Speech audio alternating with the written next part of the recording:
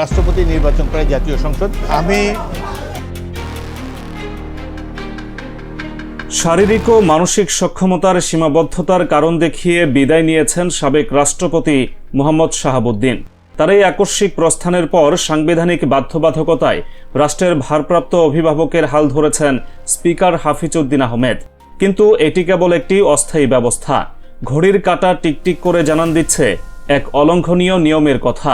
পদ শূন্য হওয়ার ঠিক 90 দিনের মধ্যে এই জাতিকে খুঁজে নিতে হবে তার নতুন অভিভাবককে।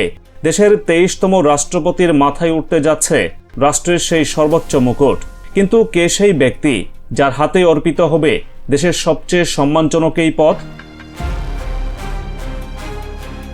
রাষ্ট্রপতি নির্বাচনের এই প্রক্রিয়াটি সাধারণ কোনো নির্বাচনের মতো নয়। এটি দেশের সবচেয়ে অভিজাত এবং জটিল এক রাজনৈতিক সমীকরণ।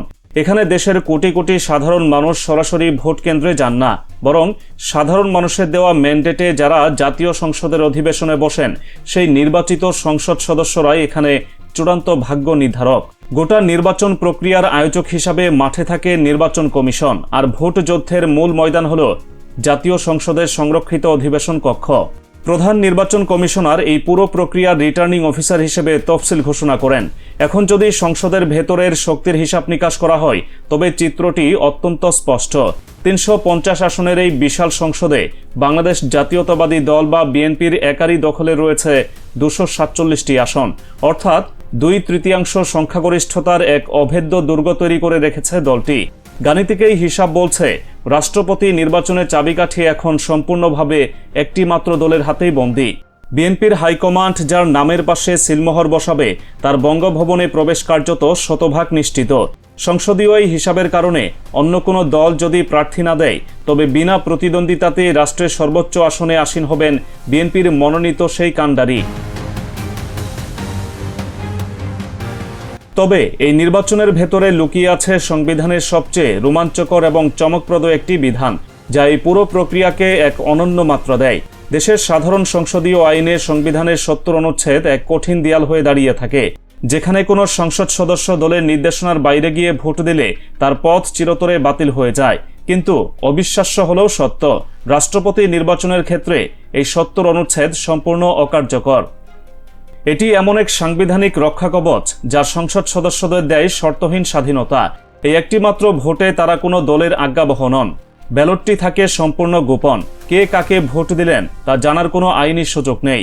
ফলে দলীয় নির্দেশনার বাইরে গিয়েও সংসদ সদস্যরা তাদের বিবেকে তাড়নায় বা ব্যক্তিগত পছন্দে যে কাউকে ভোট দিতে পারেন। এই আইনি স্বাধীনতার কারণেই রাষ্ট্রপতি নির্বাচন সবসময় এক অদৃশ্য রোমাঞ্চ এবং রাজনৈতিক সাসপেন্সের জন্ম দেয়। যদিও দলগুলোর সংখ্যাগরিষ্ঠতা ভোটের মূল ভিত্তি, তবুও এই গোপন ব্যালটের ক্ষমতা যে কোনো সময় পর্দার আড়ালে নতুন সমীকরণ তৈরি করার এক ভয়ঙ্কর সুন্দর সক্ষমতা রাখে।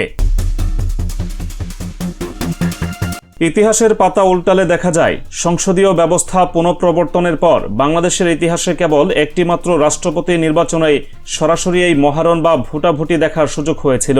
1991 সালের সেই ঐতিহাসিক নির্বাচনে জাতীয় সংসদ এক উন্মুক্ত ভোটযুদ্ধের সাক্ষী হয়েছিল। একদিকে ছিলেন বিএনপির মনোনীত প্রার্থী আব্দুর রহমান বিশ্বাস, অন্যদিকে আওয়ামী লীগের প্রার্থী হিসেবে লড়েছিলেন অবসরপ্রাপ্ত প্রধান বিচারপতি বদরুল হায়দার চৌধুরী। সেই হাড্ডাহাড্ডি লড়াইয়ে 172 ভোট পেয়ে রাষ্ট্রের অভিভাবক নির্বাচিত হয়েছিলেন আব্দুর রহমান বিশ্বাস, আর বদরুল হায়দার চৌধুরী পেয়েছিলেন 92 ভোট। এরপর থেকে বিগত কয়েক দশকে রাজনৈতিক সমঝোতা বা একক আধিপত্যের কারণে রাষ্ট্রপতি পদে আর কোনো সরাসরি ভোটের প্রয়োজন পড়েনি। এবারের পরিস্থিতিও বিনা প্রতিদ্বন্দ্বিতার দিকেই ইশারা করছে। তবে যতক্ষণ না নির্বাচন কমিশনের তফসিল ঘোষণা হচ্ছে এবং অন্যান্য দলগুলোর অবস্থান পরিষ্কার হচ্ছে ততক্ষণ পর্যন্ত কোনো চূড়ান্ত সিদ্ধান্তে পৌঁছানোর সুযোগ নেই। এখন সবচেয়ে বড় কৌতূহলের জায়গা হলো কে হতে যাচ্ছেন সেই ব্যক্তি, কার উপর আস্থা রাখবে সংখ্যাগরিষ্ঠ দল। রাজনৈতিক নীতি নির্ধারণী মহল থেকে শুরু করে সাধারণ মানুষের আড্ডায় এখন কেবল সম্ভাব্য কয়েকটি নামই ঘুরে ফিরে আসছে। বঙ্গভবনের এই গুরুদায়িত্ব পালনের জন্য এমন কাউকে খোঁজা হচ্ছে যার রয়েছে দীর্ঘ রাজনৈতিক অভিজ্ঞতা এবং চরম সংকটে দেশকে নেতৃত্ব দেওয়ার প্রমাণিত সক্ষমতা। সম্ভাব্য নামের তালিকার একেবারেই প্রথম সারিতে রয়েছেন স্থানীয় সরকার, পল্লী উন্নয়ন ও সমবায় মন্ত্রী মির্জা ফখরুল ইসলাম আলমগীর। একজন আপোষহীন ও পরীক্ষিত রাজনীতিক হিসেবে তার গ্রহণযোগ্যতা দেশজুড়ে সর্বজনবিদিত।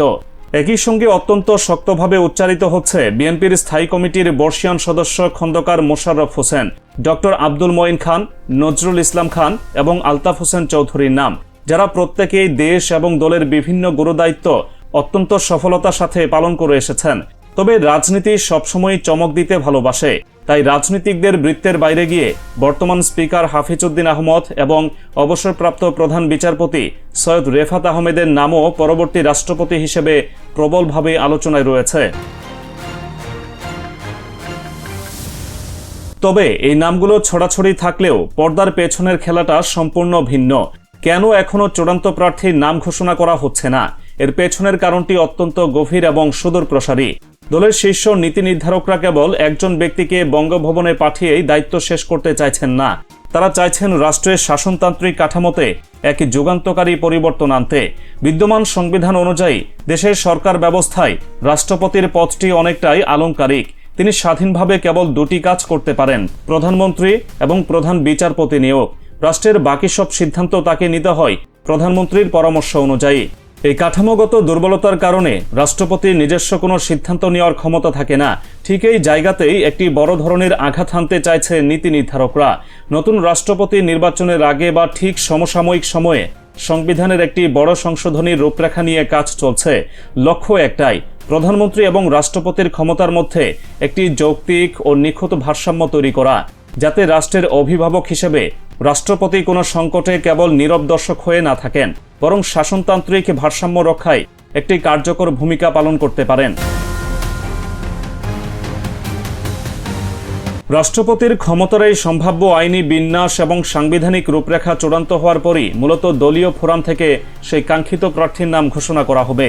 এটি আর কেবল একটি শূন্যপদ পূরণের বিষয় নয়, এটি রাষ্ট্রের আগামীর ভিত্তিপ্রস্তর স্থাপনের এক ঐতিহাসিক মুহূর্ত।